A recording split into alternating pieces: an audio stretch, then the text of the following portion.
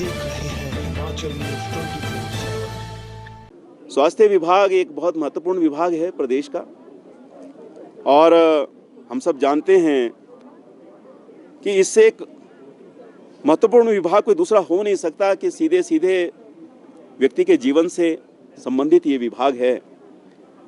लेकिन मैं वर्तमान सरकार के ऊपर ये आरोप लगाना चाहता हूं कि व्यवस्थाएं इस समय जो हैं वो ठीक नहीं है।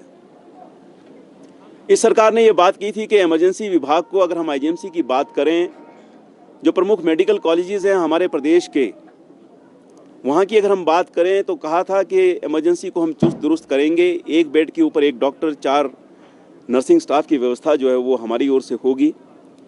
लेकिन मैं आपको बताना चाहता हूँ, आप भी महसूस कर रहे होंगे कि इतने दिन बीत गए, 1 वर्ष से ऊपर सरकार का गठन हुए हो गया, लेकिन सरकार की ये बात जो है उन्होंने पूरी नहीं की है। आप इमरजेंसी में जाकर के देखिए कितना बुरा हाल जो है आज भी वहाँ पर है। और अगर हम बात करें एसेंशियल ड्रग लिस्ट, जिसमें सामान्य सी एक दवाई जिसका नाम सभी जानते हैं, पैरासीटामोल और नॉर्मल सेलाइन, जिसकी बहुत ज़्यादा आवश्यकता जो है अस्पताल में एडमिशन के दौरान जब कोई पेशेंट यहाँ एडमिट होता है तो उसकी आवश्यकता रहती है।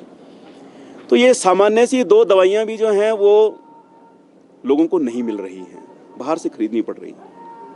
इससे बड़ा दुर्भाग्य नहीं हो सकता। तीसरा मैं ये कहना चाहता हूँ कि हमारा जो माइक्रोबायोलॉजी डिपार्टमेंट है और जो हमारा पैथोलॉजी डिपार्टमेंट है, वहाँ जो टेस्ट होते हैं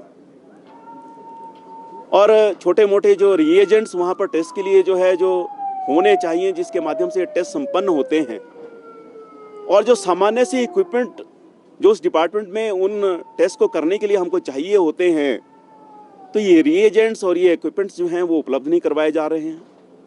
मैं पूछना चाहता हूँ सरकार से कि सरकार की ऐसी क्या मजबूरी है कि ऐसे सामान्य और छोटी छोटी चीज़ें भी जो हैं आप उपलब्ध नहीं कर पा रहे हैं अस्पतालों में, जिसके कारण से टेस्ट नहीं हो पा रहे हैं, लोगों को मुफ्त टेस्ट की सुविधा जो है नहीं मिल रही, बाहर से लोगों को टेस्ट करवाना पड़ रहा है।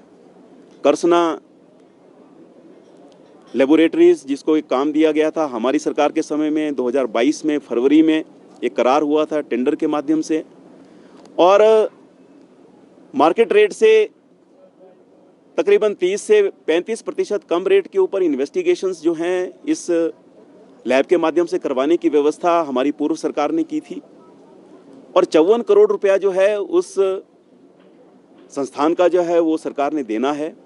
अभी मुझे लगता है कुछ जुगाड़ किया है, कैसे किया है मुझे मालूम नहीं है, लेकिन भविष्य में ये भी संकट जो है वो खड़ा होने वाला है। नर्सेस की भर्ती नहीं हो रही है, क्लरिकल डिपार्टमेंट में जो है वो भर्तियाँ नहीं हो रही हैं विभागों में। स्वास्थ्य विभाग की अगर मैं बात करूं विशेष तौर से, और एक डाटा एंट्री ऑपरेटर जो है वो तकरीबन 2-2, 3-3 विभागों का कार्य जो है वो देख रहा है। और सरकार जो है वो सोई हुई है। 10 गारंटियों के ऊपर 1 भी इंच जो है ये सरकार नहीं बढ़ी। झूठ बोल करके ये सरकार जो है वो सत्ता में आई है, और समय समय पर देखने में आता है कि मंत्रियों का, सामान्य मुख्यमंत्री जी का आपसी संवाद में भी जो है वो कहीं ना कहीं जो है वो कमी है, अविश्वास है। और आज मैं ये कहना चाहता हूं कि सामान्य जन तो इस सरकार के कार्यकाल में त्रस्त है ही, परेशान है ही, लेकिन मैं ये कहना चाहता हूं कि आज इनके कार्यकर्ता भी जो है वो सरकार के खिलाफ जो है वो बोलने लगे हैं। कांग्रेस के जो कार्यकर्ता हैं वो भी कांग्रेस सरकार के खिलाफ जो है वो बोलने लगे हैं। हिमकेयर योजना का गला घोंटने का प्रयास किया जा रहा है। तकरीबन 200 करोड़ रुपया देय है। 10,000 परिवार, 10,000 लोग जो इस योजना के तहत पंजीकृत हैं, बेड रिडन हैं, अक्षम हो गए हैं किसी रोग के कारण से। और ठाकुर जयराम जी की सरकार ने जो व्यवस्था की थी 3,000 रुपया मासिक एक वित्तीय सहायता देने का जो कार्य हमारी सरकार ने किया था, और जब तक ठाकुर जयराम जी की सरकार थी इस योजना के तहत एडवांस पैसे की व्यवस्था, धन की व्यवस्था जो है, ताकि रोगियों को किसी प्रकार की, उनके परिवार को परेशानी ना आए, तो एडवांस में व्यवस्था जो है वो की जाती थी। लेकिन आज जो है वो इस योजना के माध्यम से लाभार्थी परिवारों को, लोगों को, रोगियों को इस योजना का लाभ नहीं मिल रहा है। हिमकेयर योजना का लाभ जो है वो नहीं मिल रहा है। आयुष्मान भारत योजना का लाभ जो है वो नहीं मिल रहा है। हर मोर्चे पर सरकार जो है वो असफल होती हुई नजर आती है और सरकार की निष्क्रियता दिख रही है। आप देख रहे हैं हिमाचल न्यूज